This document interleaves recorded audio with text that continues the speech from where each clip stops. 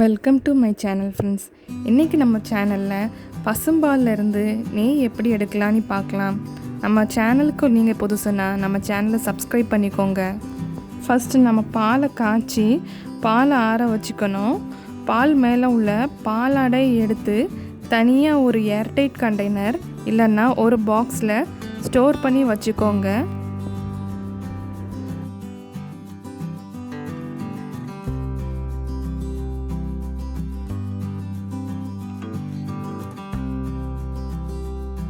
இதே மாதிரியே செகண்ட் டேயும் நம்ம பாலை காய்க்கிறோம். பால் ஆற வச்சு பால் மேலே ஃபார்ம் ஆகிற பாலாடையை தனியாக எடுத்து ஸ்டோர் பண்ணி வச்சுக்கலாம்.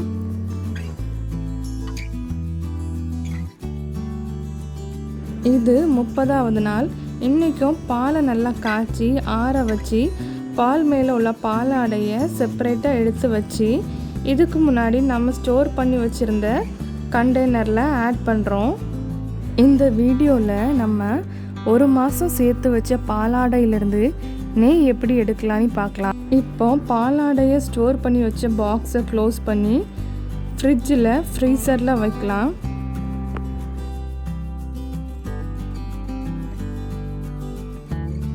அடுத்த நாள் காலையில் பாலாடையை ஸ்டோர் பண்ணி வச்சுருந்த பாக்ஸை ஃப்ரிட்ஜில் இருந்து வெளியே எடுத்து வைக்கிறோம்.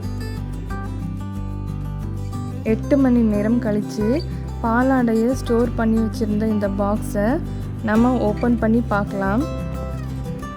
இது நம்ம 1 மந்தாக சேர்த்து வச்ச பாலாடை. இந்த பாலாடையை நம்ம மிக்ஸி ஜாரில் ட்ரான்ஸ்ஃபர் பண்ணுறோம். அதுக்கப்புறமா 1 கப் கூல் வாட்டர் ஆட் பண்ணுறோம். பாலாடையை மிக்சியில் போட்டு நல்லா கிரைண்ட் பண்ணி எடுத்துக்கோங்க. வெண்ணெய் நல்லா திரண்டு வந்திருக்கு. இப்போ இந்த வெண்ணெயை நம்ம செப்பரேட் பண்ணி ஒரு பேனில் வச்சுக்கலாம்.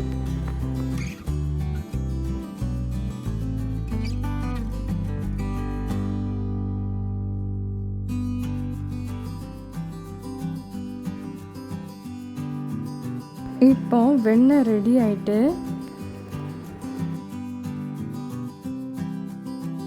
ஸ்டவ் ஆன் பண்ணி அதில் ஒரு பேன் வச்சுருக்கோம். இப்போ நம்ம பாலாடையிலிருந்து எடுத்த வெண்ணெயை இந்த பேனில் ஆட் பண்ணுறோம். ஸ்டவ்வை மீடியம் ஃப்ளேமில் வச்சுக்கோங்க.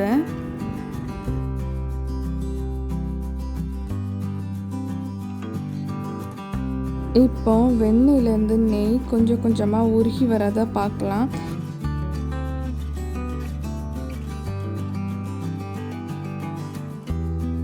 எப்போவுமே நெய் உருக்கும்போது அகலமான பாத்திரத்தில் தான் உருக்கணும். ஏன்னா நெய் பொங்கி பொங்கி வரும். இப்போ மேலே நல்லா நுரையாக வந்திருக்கு. நம்ம நெய்யை உருக்கும்போது ஸ்டார்டிங்கில் நெய்யோட ஃப்ளேவர் நல்லா இருக்காது. ஏன்னா நம்ம 1 மந்தாக ஸ்டோர் பண்ணி வச்சுருந்தா பாலாடையிலேருந்து நெய் எடுக்கிறோம். ஆனால் போக போக நெய்யோட ஃப்ளேவர் நல்லாயிருக்கும். அடி பிடிக்காமல் இருக்க ஒரு ஸ்பூனை வச்சு நல்லா கிண்டி விட்டுக்கோங்க.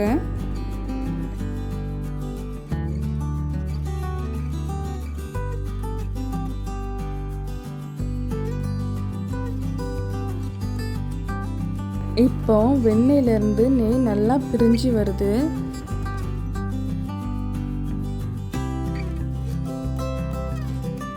வெண்ணெயிலேருந்து நெய் பிரிஞ்சு வர்றதுக்கு 15 முதல் 20 நிமிஷம் ஆகும். இப்போ நுரையெல்லாம் அடங்கி கண்ணாடி மாதிரி வந்திருக்கு. கொஞ்சம் முருங்கைக்கீரையை எடுத்து வச்சுருக்கோம். இந்த முருங்கைக்கீரையை இப்போ இந்த நெய்யில் ஆட் பண்ணுறோம். நல்லா மிக்ஸ் பண்ணி விட்டுக்கோங்க. நம்ம முருங்கைக்கீரையை ஆட் பண்ணும்போது சடசடனி முருங்கைக்கீரை பொரியிற சவுண்டு கேட்கும். இதே மாதிரி முருங்கைக்கீரை பொரிஞ்சு வந்தால் தான் நம்ம நெய்யை கரெக்டான பக்குவத்தில் காய்ச்சிருக்கோன்னு அர்த்தம். இந்த முருங்கைக்கீரை எதுக்கு ஆட் பண்ணுறோன்னா, இந்த முருங்கைக்கீரை நெய்க்கு நல்ல ஃப்ளேவர் கொடுக்கும். இந்த முருங்கைக்கீரை நல்லா பொரிஞ்சதுக்கப்புறமா நெய் ரெடி ஆகிருக்கும். ஸ்டவ் ஆஃப் பண்ணி நம்ம நெய்யை எடுத்துக்கலாம். இப்போ நம்ம நெய்யை இன்னொரு பேனில் ட்ரான்ஸ்ஃபர் பண்ணியிருக்கோம். நம்ம வெண்ணெயிலேருந்து நெய் எடுக்க பயன்படுத்தின பாத்திரம்லாம் நல்லா பிசு பிசுன்னு இருக்கும்.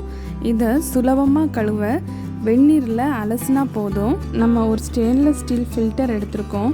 இந்த ஃபில்டரில் நம்ம உருக்கின நெய்யை ஃபில்டர் பண்ணி எடுக்க போகிறோம்.